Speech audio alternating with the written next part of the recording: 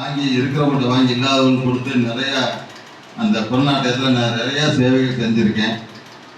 அது எப்படி சொல்கிறதுனா, எனக்கு நம்மளுடைய சேவையை பார்த்து அப்போதைக்கு வந்து ரெட்டி ஒரு கலெக்டர் இருந்தாங்க.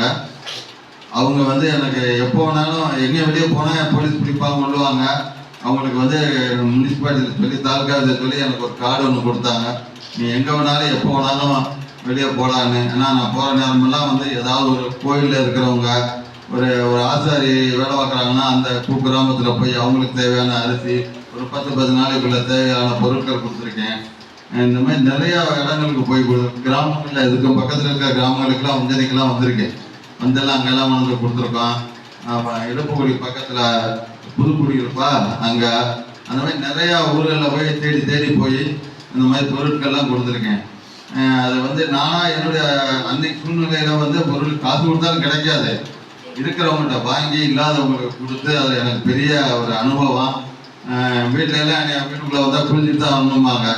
இதெல்லாம் தாண்டி தான் நான் அந்த எனக்கு மனசார அந்த ஒரு சேவைக்காண்டி நான் போய் வந்துக்கிட்டே அது ரெண்டாவது நம்மளுடைய வீட்டை நம்மளே பாதுகாக்க தான் வேணும், இல்லைன்னு சொல்லலை. இருந்தாலும் இந்த மற்றவங்களுக்கு செஞ்ச உதவி தான் என்னைய இந்த அளவுக்கு பாதுகாத்துருக்குங்கிறத நான் பெருமையாக நினச்சிக்கிறேன்.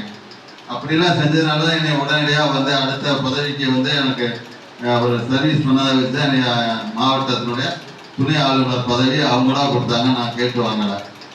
இந்த மாவட்டங்கிறது வந்து 7 ரெவன்யூ டிஸ்ட்ரிக்டை கொண்டது எங்களுக்கு ரோட்டில் ஒரு மாவட்டம். அதில் ஒரு மாவட்ட ஆளுநர் இருப்பார். அவங்களுக்கு துணையாக இருக்கிறக்காண்டி என்னைய துணை ஆளுநராக போட்டிருக்காங்க. இந்த மாதிரி நிறைய சேவைகள் செஞ்சுருக்கேன். இப்போ நீங்கள் படித்த குழந்தைங்கள்லாம் நிறையா சொன்னீங்க. ஒவ்வொருத்தரும் நீங்கள் ஒரு கதையாக சொல்லாமல் சேவை மனப்பான்மை பற்றி நிறையா பேசியிருக்கீங்க. எனக்கு ரொம்ப சந்தோஷமாக இருந்துச்சு. இந்த ஸ்கூலில் வந்து லீவ் விட்டால் போதும் வீட்டுக்கு போவோம், அடுத்து எப்போதைக்கு ஸ்கூல் திறக்கிறாங்க அன்றைக்கி தான் நம்ம பையன் நோட்டு புத்தகம் தேடுவோம். இல்லாமல் உங்களை வந்து அந்த அளவுக்கு ஒரு வளர்த்து கொண்டு வந்திருக்காங்க. அந்த ஸ்கூல்லையும் நீங்கள் சும்மா விளையாட்டுன நேரம் போக சும்மா இருக்கிற நேரத்தில் புத்தகங்களை படித்து அதை மறுபடியும் கொண்டு வந்து உங்களை தெரியப்படுத்தி அதுக்கு உங்களுக்கு ஒரு பாராட்டு நிறுத்துறாங்கிறதெல்லாம் வந்து இன்னைக்கு பெரிய பெரிய மெட்ரிகுலேஷன் ஸ்கூலு பெரிய பணக்கார ஸ்கூலில் கூட இந்த மாதிரி ஒரு நிகழ்வு நடக்குதான்னு தெரியல. அவங்க என்ன பண்ணுவாங்கன்னா, இப்போ 8th படிக்கிற பொண்ணுன்னா 9th பாடத்தை படிக்க சொல்லி தான் அவங்க எல்லாம் ப்ரிப்பேர் பண்ண சொல்லி தான் கொடுத்துருப்பாங்க.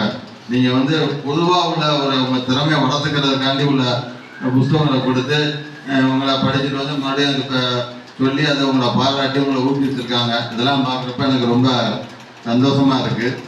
மற்றவங்களுக்கு உதவி செய்கிறதுனால நம்ம என்றைக்குமே வந்து நம்ம கெட்டு போயிட மாட்டோம், நம்ம நல்லாவே இருப்போம். உதவிங்கிறது உங்கள் வயதில் செய்கிறது யாருக்கும் பணங்காசுலாம் நீங்கள் கொடுக்க வேண்டாம். சின்ன சின்ன உதவி செஞ்சால் போதும். இந்த இருக்கிற ஒரு குப்பை